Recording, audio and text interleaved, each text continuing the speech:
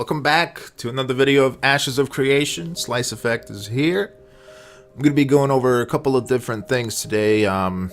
Pretty much what I did was I looked at the forums, Ashes of Creation. I found a guy, his name is Aeon Aron. He made a really nice post, and I'll link him in the description to that post, with all the things that Steven, the creator of the game, said about the game, so more information about it.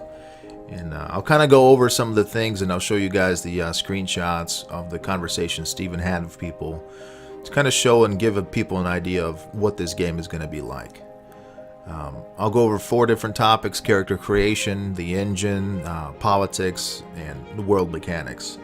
Not in that specific order.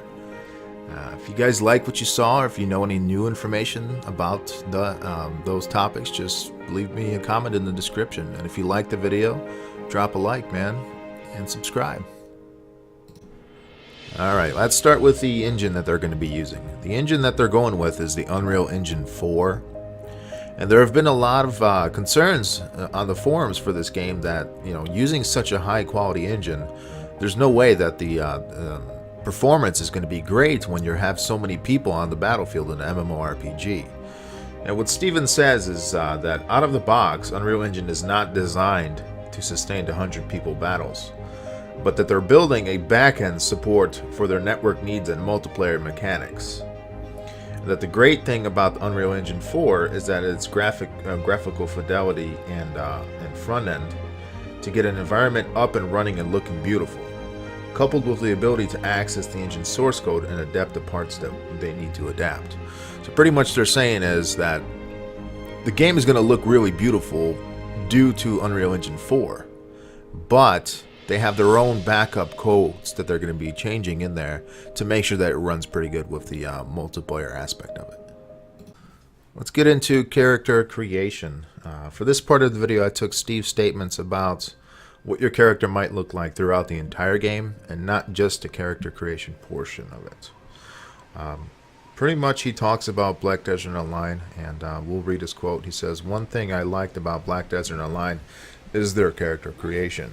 If I had to give a comparison, I would use BDO as an example of what our character creation is going for." Now, BDO let people create their characters before launch, so let's hope that Ashes of Creation is leaning in the same direction. No gender locking, fat people are welcome, skinny people are welcome, hairy people welcome, except trolls. There's not going to be a troll race. The game is going to have 8 major classes. And as you level up, you can progress and choose a secondary ability which modifies your main character class. He gave a good example of a fighter getting modified with mage skills. Now, cosmetics and dyes and even emotes you'll have for dancing and such. I'm sure there's going to be much more than that. If you're a Sephiroth fan, unfortunately he doesn't like to have oversized swords.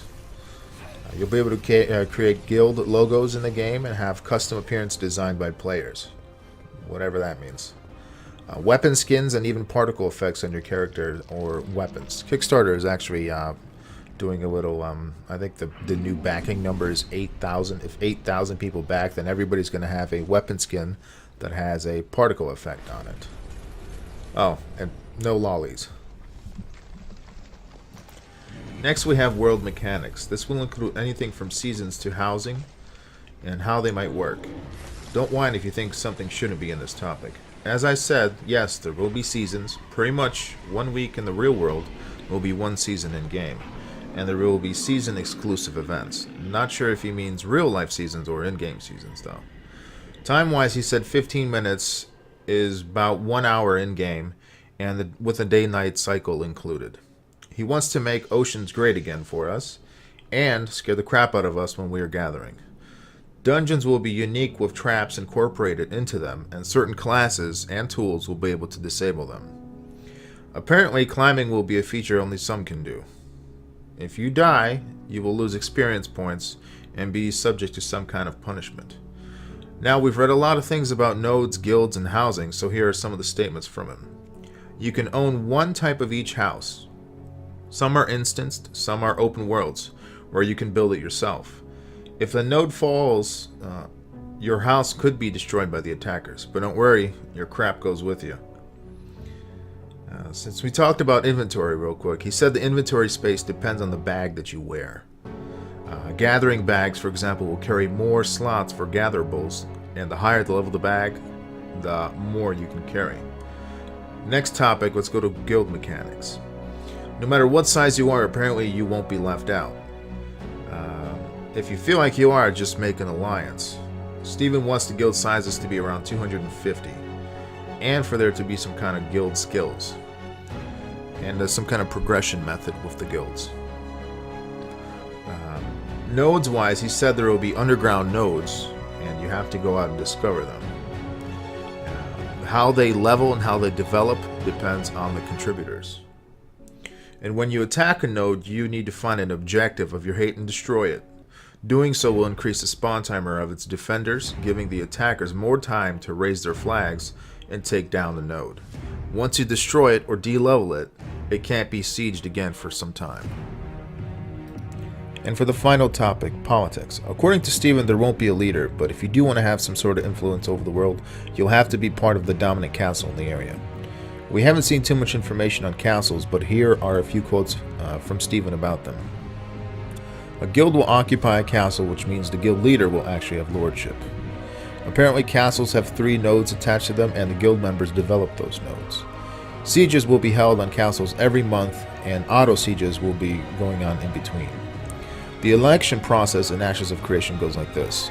The node will determine how the election works, either by votes from the citizens, combats, helping economically, or service to the temple. Once you are in power, you will have ranging abilities and influence over the node. You'll have to deal with the tax system and protecting the city. If someone does come to siege the node, then the tax money you saved up can be used on the defenses. Alright guys, so that's about it for this video. Hope you enjoyed it. Keep in mind, all this information is really just subject to change. Even though we have these quotes, the game is still in pre-alpha. So keep that in mind, and maybe something's changed since the last post. Anyways, take it easy guys. Peace out.